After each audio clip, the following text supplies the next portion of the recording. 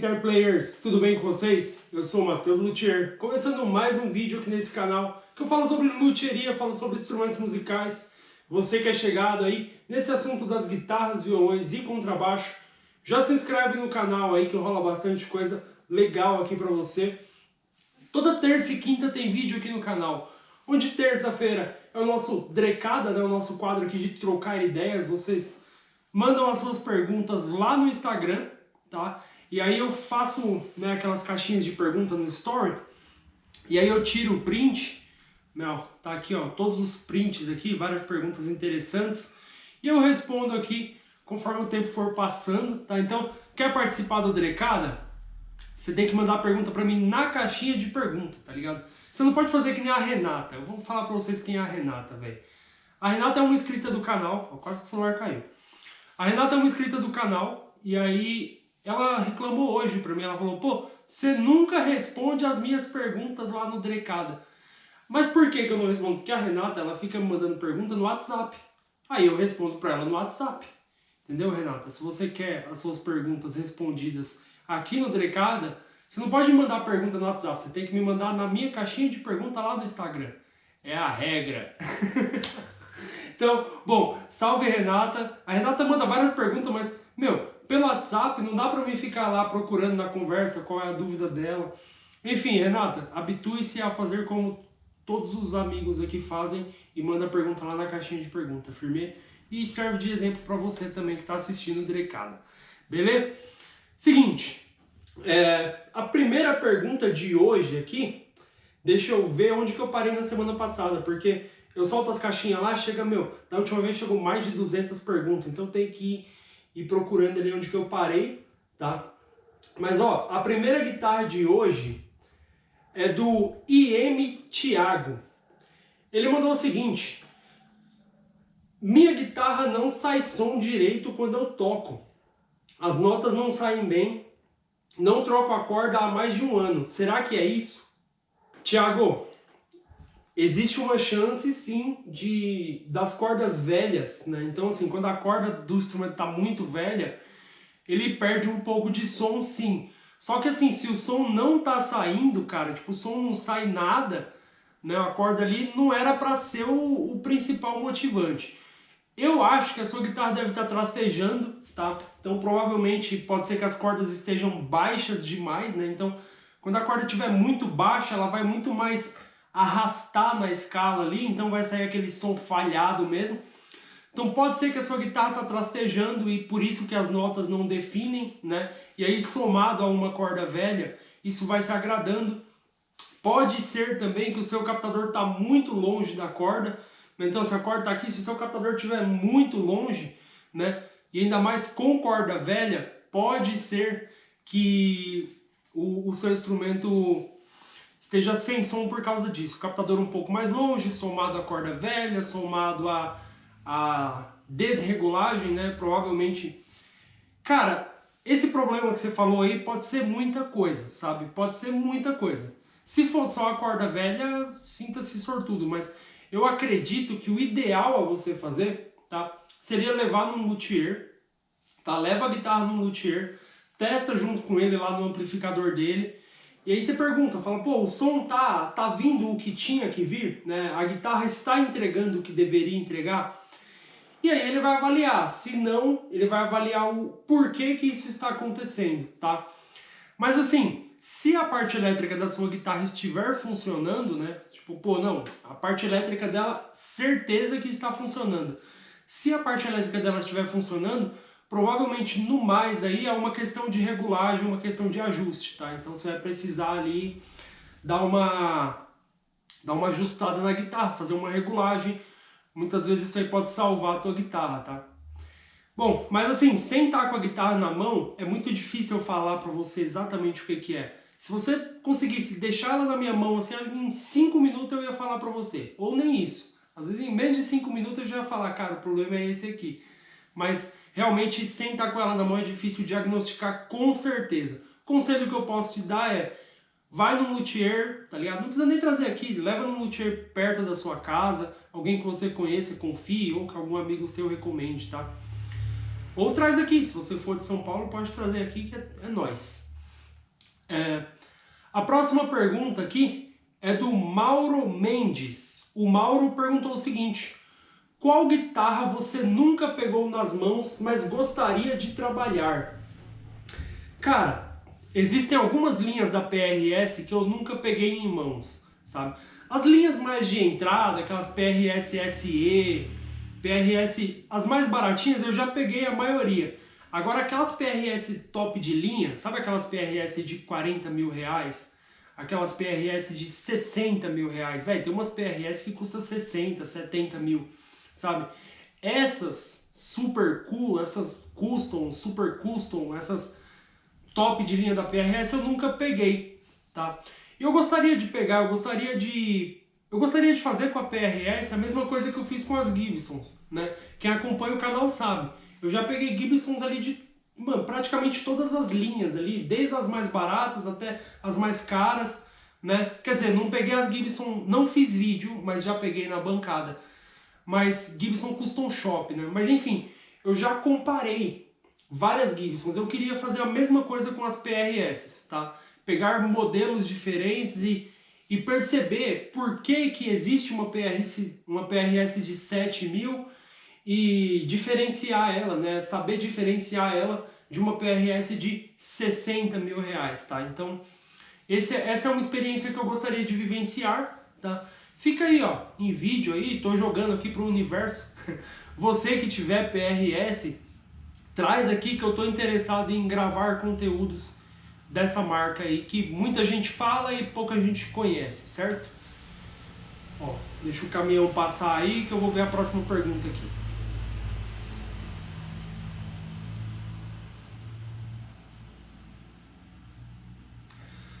A próxima pergunta aqui é do Matheus27. O Matheus perguntou o seguinte: fala meu xará, dá uma dica de como trocar o nut, qual cola usar e etc. Cara, trocar o nut, né? Eu vou pressupor que você tem um nut que serve na sua guitarra. Porque o que acontece? Quando você vai trocar o nut de um instrumento, muitas vezes você precisa fazer um nut para aquele instrumento, tá? Existem instrumentos que não tem nut pronto, na medida do instrumento. Então, eventualmente você tem que construir um nut, tá?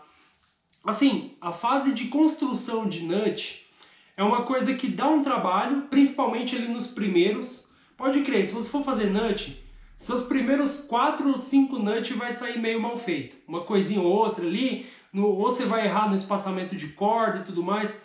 Então é uma coisa que exige muita prática, tá ligado? Eu peguei prática construindo nut, eu peguei prática mesmo fazendo nut, quando eu trabalhava numa fábrica de guitarra, que aí às vezes tinha dia que eu fazia 10 nut, sabe? Em um dia eu tinha que fazer 10 nut. Então assim, ali eu peguei uma prática boa, mas meio que é na consistência, né, meu? É na resiliência. Você vai fazendo, vai errando. Agora, se o seu instrumento, né, é um instrumento comum aí que você acha nut na medida dele, por exemplo, violão, aço, vai. Você acha nut semi-pronto ou pronto que serve em violão, né? Você vai ter que ajustar ali, claro que ele não vem pronto, então você vai ter que ajustar a altura dele, tá? Alguns ajustes necessitam ser feitos, tá? Então, pega uma lixinha fina, vai tirando aos poucos ali a altura dele, né? Tirando ali um pouco da base dele, certo? E você vai moldando ali, mas assim, conte com alguns erros, tá, velho? Se você for trocar o nut do seu instrumento sozinho e você achou pronto, mano, pode comprar uns 3 nuts aí, que pode ser que o primeiro ou o segundo você acabe dando uma leve errada, tá? E não se frustre com isso, faz parte do processo de amadurecimento, né? O processo de conhecimento da coisa. Mas a maior dica que eu posso te usar, que eu posso te dar, não, que eu posso te... A maior dica que eu posso te dar vai usando lixa fina até você chegar na altura que você quer, certo? E a cola, né? Você me perguntou qual cola usar. Alguns luthiers nem colam o nut, tá? Alguns instrumentos você nem precisa colar o nut. Dependendo do encaixe você não necessita por obrigação de colar, tá?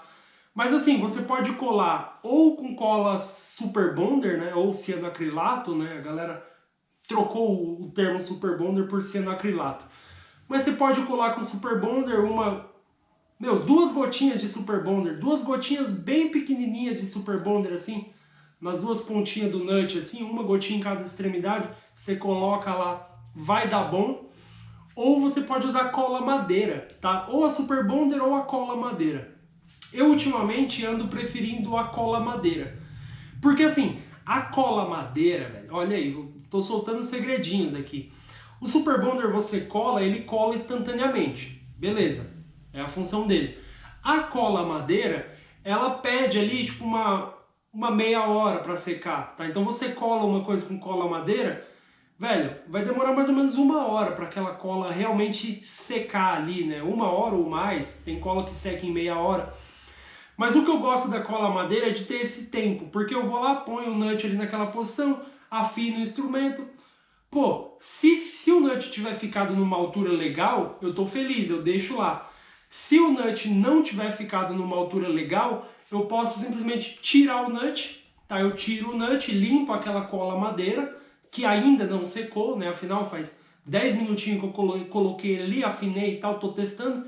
Então aquela cola não secou. Então eu consigo tirar o nut e reajustar ele, baixar um pouco, né? Se precisar baixar, eu consigo baixar um pouco ele, posicionar de novo.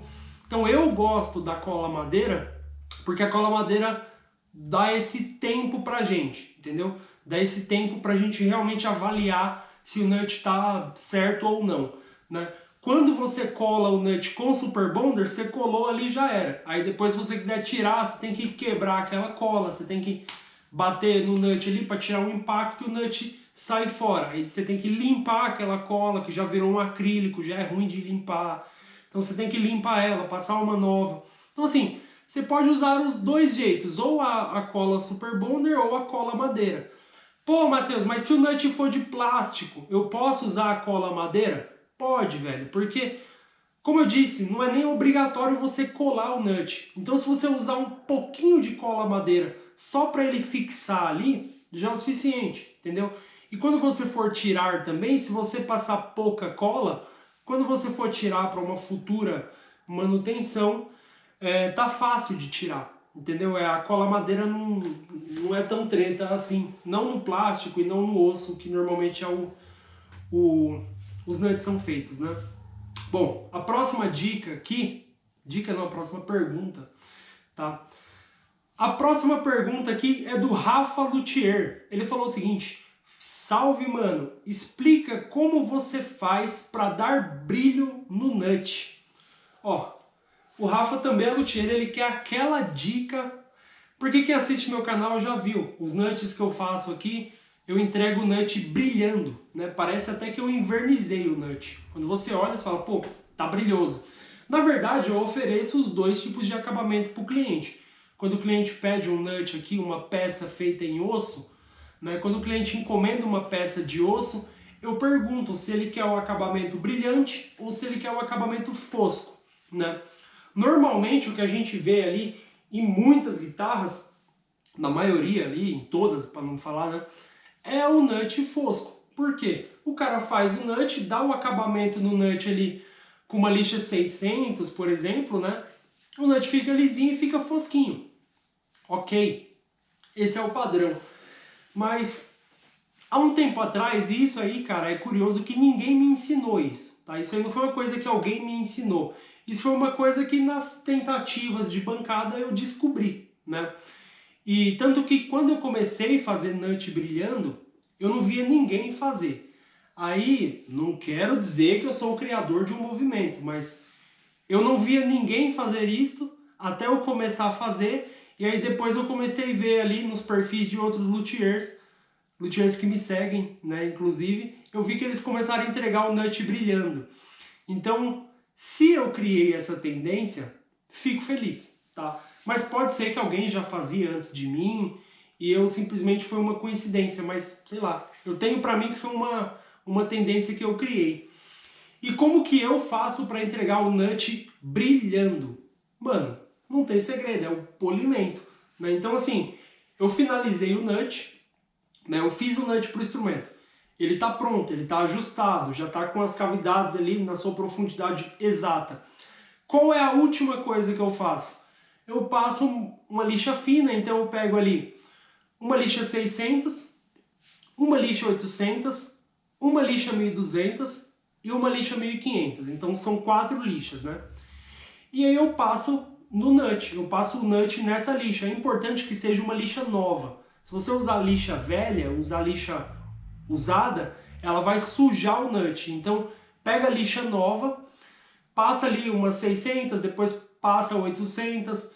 Quando você passar a lixa 1200, você já vai perceber que o nut já está começando a querer brilhar, tá ligado? Pô, ele quer começar a brilhar quando você passar a 1200. Aí depois você passa uma 1500, né, que a 1500 realmente tira ali todos os riscos, né, que tiver ali no nut, vai deixar somente os veios do próprio osso mesmo, né? Aliás, o nut polido, pra mim, só funciona no osso, tá? Então só vai deixar ali mesmo a textura do osso, e aí você entra com uma massa de polir. Sim, massa de polir normal, massa de polir pintura mesmo, a mesma massa que a gente usa para polir a pintura. Passa a massa de polir numa flanela e esfrega o nut ali com vontade, como se você estivesse polindo uma aliança, sabe? Vai polindo ele ali e ele vai brilhar. Então assim, o segredo do nut brilhoso parece meio óbvio, mas é somente um polimento, tá? Você faz um polimento e dá pra fazer em qualquer nut de osso, tá? Às vezes eu pego nut de osso velho aqui, sabe, nut com mais de 10 anos. Aí eu faço um polimento nele, ele fica bonito. Até o cara fala, pô, o nut é novo. Às vezes o cliente pergunta, pô, o nut é novo? Aí eu falo, não, cara, eu só dei uma geralzinha, só dei um capricho nele aí, né? É uma coisa pequena, tá ligado? Esse lance do polimento do nut, né, meu? O nut é uma pecinha desse tamanho, quase ninguém repara nesse detalhe aqui. Mas eu vou te falar uma coisa, pra quem é detalhista, né, já chegou cliente meu aqui que se impressionou com isso. É um serviço que, meu, eu demoro ali 10 minutinhos pra fazer, né? 10 minutinhos a mais no final do dia, não vai fazer diferença ali. Então, é um serviço que é um capricho que eu dou no instrumento e que normalmente os clientes acham lindo, lindo, lindo, lindo. Então, bom, é isso. Ah, meu Deus, a bateria da câmera acabou, eu tive que trocar, estou voltando aqui. Eu preciso comprar a bateria nova para essa câmera ou trocar de câmera, não sei o que eu vou fazer. Mas enfim, a próxima pergunta aqui é do Rafa Luthier, também ele que mandou a última pergunta. Ele perguntou o seguinte: quantas trocas de traste você fez até chegar na excelência? Cara, pergunta interessante. Eu lembro o seguinte, a primeira troca de traste que eu fiz ficou muito ruim, velho. Ficou muito ruim. Mas também por 2 motivos. Primeiro que assim, era uma guitarra experimental, né? Então eu lembro que essa guitarra que eu fiz a primeira troca de traste era uma guitarra Golden que eu comprei no ônibus, velho. Olha que história bizarra. Eu tava no ônibus voltando pra casa, aí tinha um cara que eu conheci, o Caio. O Caio é aqueles cara todo hippie, e aí, bicho, suave, mano, você tá de boa e tal. Aí o Caio tava com uma guitarra, um corpo e braço, na verdade, de Golden. Não era uma guitarra completa, porque faltava escudo, ponte, faltava tudo. Inclusive, eu nem sei o que aconteceu com essa guitarra. E ele tava com ela na mão. Falei, velho, pra onde você tá indo com essa guitarra? Ele, bicho, eu vou tentar vender ali, mano. Tem uns caras no estúdio ali. Eu vou tentar vender pra ele. Essa guitarra é minha, faz 1000 dias, não tô usando, a guitarra tá desmontada. Aí, mano, eu vi ali, eu falei, velho, é um corpo e braço e tal. Aí eu olhei, eu falei, tá sem traste, né, mano? Tá, tipo, tava com os trastes muito ruins. E aí eu falei, velho, quer me vender essa guitarra aí? Porque eu preciso estudar. Eu precisava justamente estudar a troca de trastes, né? Antes de fazer uma troca de traste em um instrumento de cliente, eu queria estudar o assunto para poder fazer direito, né? Então eu falei, meu, me vende essa guitarra aí. Na época, velho, ele me vendeu a guitarra acho que por 30 reais, velho. 30 reais, mano. Velho. E se eu não me engano, acho que eu dei 25 conto e paguei a passagem dele ainda. Eu não lembro como é que foi o rolo, assim. Mas, enfim, era só uma guitarra que ele queria se livrar mesmo. E sei lá, eu acho que eu paguei 30 reais. Se marcar, eu ainda paguei caro. Porque essa guitarra nunca mais tocou. E aí, cara, o que eu fiz? Eu cheguei em casa, eu tirei os trastes dela, né? Porque justamente eu queria aprender a trocar traste. Qual foi o meu erro? Um amigo meu, luthier, ele tinha colocado uns trastes numa guitarra, né? E ele tinha colocado esses trastes novos na guitarra, só que depois o cliente pediu para colocar inox, tá ligado? O cliente, pô, eu queria inox, aí ele teve que tirar os trastes que ele tinha colocado e colocar inox. Aqueles trastes que ele tirou daquela guitarra, ele tava lá, eu falei, arranja pra mim esses trastes aí, né? Porque eram trastes teoricamente bons. Só que assim, era traste que já tinha colocado numa guitarra e tirado, então eles não estavam bons, eles estavam meio tortos, né? Mas para mim aprender, né, com o meu martelo de pedreiro e a minha boa vontade, aquele traste estava bom. E aí eu fiz, velho, eu fiz essa troca de traste com traste reutilizado, ficou uma porcaria, velho. Ficou muito ruim o negócio. Você imagina, né, velho? A primeira troca de traste sem ferramenta adequada, com traste usado, a única coisa que eu tinha a meu favor era o meu excesso de boa vontade em fazer aquilo, né? Então essa aí ficou horrível, mas eu lembro dessa história com uma certa nostalgia. Até desculpa eu tomar o tempo de vocês contando essa história aqui, porque a pergunta dele foi básica, né? A pergunta dele foi: quantos instrumentos eu precisei até chegar na excelência? Cara, eu vou falar pra você, a terceira troca de trastes que eu fiz ficou excelente. A terceira troca de traste que eu fiz ficou excelente. A primeira foi essa aí, que eu te contei. A segunda foi uma guitarra também que, tipo, ficou bom, mas não ficou aquela coisa de louco. Mas também era uma guitarra minha. Então, né? Mas assim, a segunda já ficou ok, tipo, a guitarra tá tocando até hoje, entende? Então, ficou ok. Mas a excelência mesmo veio na terceira. Mas também, porque na terceira eu já tinha mais ferramentas, né? Eu já estava melhor munido de ferramentas, inclusive ferramentas essas que eu tenho até hoje. Então assim, eu acho que me forçar, né? O que eu fiz antes, eu me forcei a fazer um serviço usando ferramentas ruins, tá? Então as duas primeiras trocas de traste que eu fiz com ferramentas arcaicas, né? E eu fiz dar certo, certo? A segunda deu certo, a primeira não deu certo não, mas a segunda deu certo. E eu fiz dar certo. E eu me forcei a aquilo, né? Mas aí quando eu peguei já ferramentas certas, né? E aí juntou com um pouco de experiência que eu tinha. E claro, muito bom senso também, né? Porque, querendo ou não, a terceira guitarra que você está trocando traste, você não é ainda especialista em trocar traste, né? Mas eu fiz ali com cuidado, seguindo ali os requisitos de bom senso. E deu tudo certo. Mas a terceira ficou perfeita, velho. A quarta mais ainda, o quinto nem se fala, o sexto... Aí o sexto saiu no canal, inclusive acho que a troca de traste que tem no meu canal aí, o primeiro vídeo de troca de traste que tem, foi a minha sexta troca de trastes, tá? E aí daí então o processo só vai melhorando, né? E bom, por hoje é isso, as perguntas de hoje acho que já respondi bastante. Espero que você tenha gostado desse drecada aqui. Desculpa o vacilo com a câmera aí, que a minha câmerazinha já tá fazendo um aniversário aí, né? Então ela tá cansadinha. Mas deixa o like aí, deixa o comentário, espero ter sanado algumas dúvidas. Eu considero que o vídeo de hoje foi muito bom, tá, velho?